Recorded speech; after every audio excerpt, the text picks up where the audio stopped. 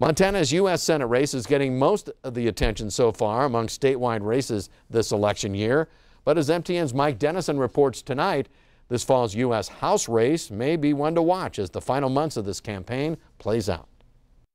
A Democrat hasn't won Montana's lone congressional seat in 24 years, and GOP Congressman Greg Gianforte is certainly the favorite to win re-election to a second term this year. But national prognosticators are saying now it's not necessarily a slam dunk for Gianforte, and local observers say they see indicators that Democratic challenger Kathleen Williams could make things interesting.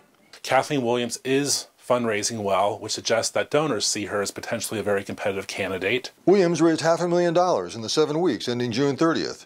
Since her upset primary win in June, she's been traveling the state, talking up her record as a state lawmaker who worked across the aisle to get things done. The key for Montanans, I think, is who can they trust and who can they trust to serve them as well as possible, and that's what we're going to put forth.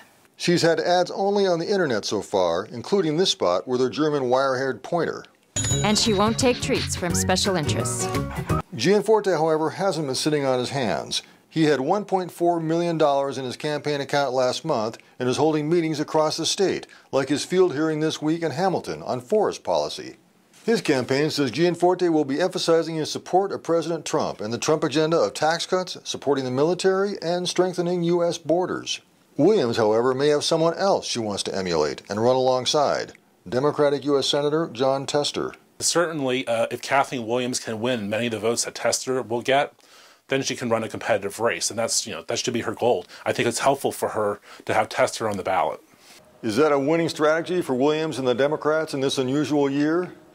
The verdict is coming in just 90 short days. Reporting from Helena, Mike Dennison, MTN News. Mike also tells us that Libertarian Eleanor Swanson of Billings is also competing in this year's Montana's U.S. House race.